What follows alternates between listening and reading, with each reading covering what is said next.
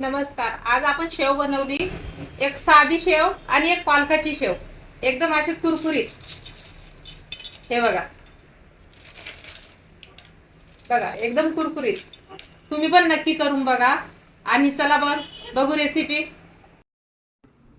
1 kilo बेसन पीठ घेतलं आपण. ते बेसन पीठ आता आपण चाळून घेऊया. आपल्याला 2 प्रकारची शेव करायची आहे, त्याच्यामुळे आपण 1 किलो बेसन पीठ घेतोय. ते चांगलं चाळून घेतलं.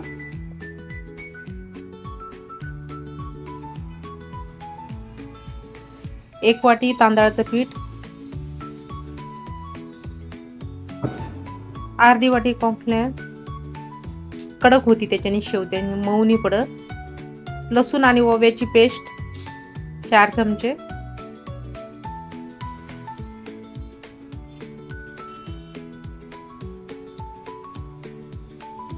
मीठ टाकायचं आपल्या चवीनुसार, जसं तुम्हाला मीठ पाहिजे तसं त्या हिशोबाने.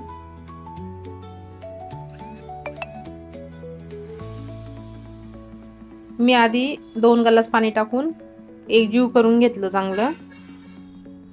जसं पाणी लागलं आपल्याला तसं पाणी टाकायचं आणि एकजीव करून घ्यायचं. जास्त पातळ पण नाही आणि जास्त घट्ट पण नाही. हे बघा, असं एकदम व्यवस्थित कालून घ्यायचं पीठ. मी पातेल्यात घेतलं कारण की ते खाली सांडू नये म्हणून. एक कढई घेतली. कढईमध्ये मी 1 लिटर तेल टाकलं.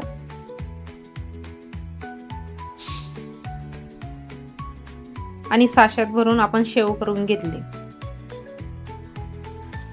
दोन्ही बाजूला चांगली शेकून घ्यायची.